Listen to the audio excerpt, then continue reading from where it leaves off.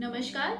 आज इस वीडियो में हम बात करेंगे आईवीएफ के स्टेप्स के बारे में। अगर आपको डॉक्टर ने आईवीएफ प्रोसीजर एडवाइस किया है और आप वो करवा रहे हैं तो आपके लिए ये जानना बहुत ज़रूरी है कि आईवीएफ में क्या क्या स्टेप्स होते हैं और कैसे आपको फाइनल रिजल्ट मिलता है।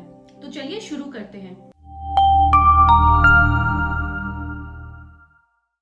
सबसे पहला स्टेप होता है इनिशियल इवैल्यूएशन। अगर आप आईवीएफ में एनरोल हो रहे हैं तो पहले इवैल्यूएशन होता है हस्बैंड और वाइफ दोनों का। इसमें होते हैं कुछ ब्लड टेस्ट हस्बैंड और वाइफ दोनों के, हस्बैंड का सीमेन एनालिसिस और टीवीएस अल्ट्रासाउंड वाइफ का। इसमें हमको बेसिक चीजें पता चल जाती हैं कि आप दोनों की फिटनेस कैसी है और कोई मेडिकल कंडीशन तो नहीं है, कोई मेडिसिन शुरू तो नहीं करनी है, एग काउंट कैसा है, कौन से इंजेक्शंस लगेंगे, कितने डोज में लगेंगे, सीमेन एनालिसिस कैसा है, कोई स्पेशल प्रोसीजर तो नहीं करना है सीमेन सिलेक्शन स्पर्म सिलेक्शन के लिए। तो ये सब चीज़ें पता चलती हैं। एक बार आपका इवैल्यूएशन हो जाता है तो जो आपके ट्रीटिंग डॉक्टर है वो आपको प्री आईवीएफ मेडिसिन स्टार्ट करते हैं और आपको पीरियड के सेकेंड डे आने को बोलते हैं। सेकेंड स्टेप होता है ओवेरियन स्टिमुलेशन का। ये स्टेप में आपके एग्स को रेडी किया जाता है। ये होता है पीरियड के सेकेंड डे से स्टार्ट। पीरियड के सेकेंड डे से आपके ब्लड टेस्ट होते हैं, अल्ट्रासाउंड होता है और सब कुछ चीज़ें देख के आपके 9 to 12 डेज के इंजेक्शन शुरू किए जाते हैं।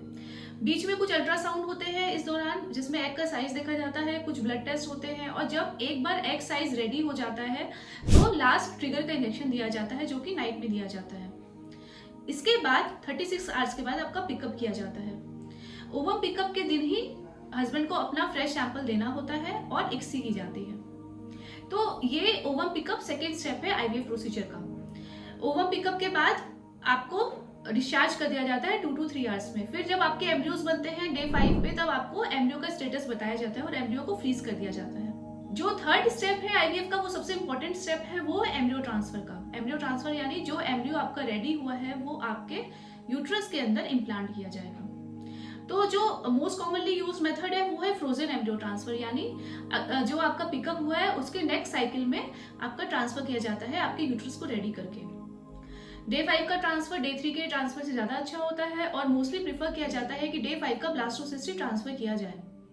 ये प्रोसीजर बहुत इंपॉर्टेंट होता है और यही डिसाइड करता है कि आपकी प्रेगनेंसी होगी कि नहीं। इसके बाद आपको जो प्रिकॉशंस लेने हैं, क्या मेडिसिन लेनी है, ये बताई जाती है। इस प्रोसीजर के 14 डेज के बाद आपका रिजल्ट आता है यानी बीटा एसएजी टेस्ट, जिससे ये पता चलता है कि आप प्रेग्नेंट हुई या नहीं हुई। तो ये लास्ट स्टेप होता है ये रिजल्ट का। इसमें अगर पॉजिटिव रिजल्ट आ जाता है इसका मतलब आपकी प्रेगनेंसी हो गई है। इसके बाद एक बार आपकी प्रेगनेंसी हो जाती है तो आपकी मेडिसिन कंटिन्यू होती हैं और फाइनल कंफर्मेशन होता है अल्ट्रासाउंड द्वारा। ये होता है बीटा एसएजी के 14 डेज के बाद। इसमें हमको ये पता चलता है कि बेबी की हार्ट बीट आई कि नहीं और बेबी सिंगल है या ट्विंस है अगर आपके 2 एम्ब्रियो ट्रांसफर हुए हैं तो।